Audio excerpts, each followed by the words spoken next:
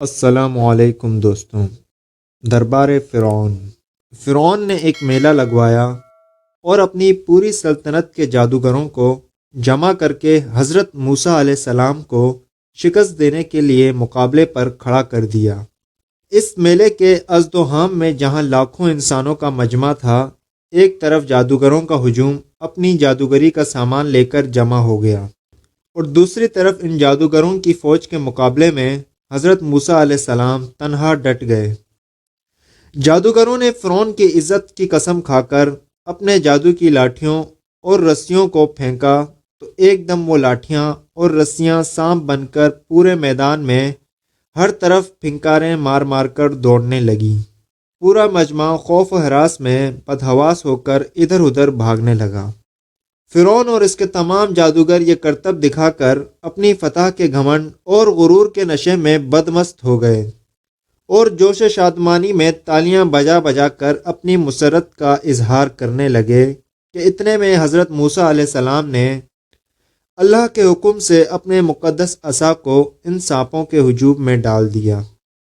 یہ عصا ایک بہت بڑا اور نہایت ہیبت ناک اژدہا بن کر جادو کے ان تمام سانپوں کو نگل گیا۔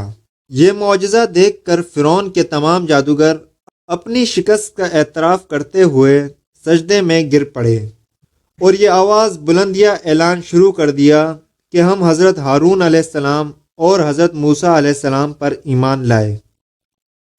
یہ دیکھ کر فرعون نے اپنے جادوگروں کی گرفتاری کا حکم دے دیا۔ ان سب نے اس کے سپاہیوں کے ہاتھوں گرفتار ہو جانے میں کوئی ہچکچاہٹ ظاہر نہ کی۔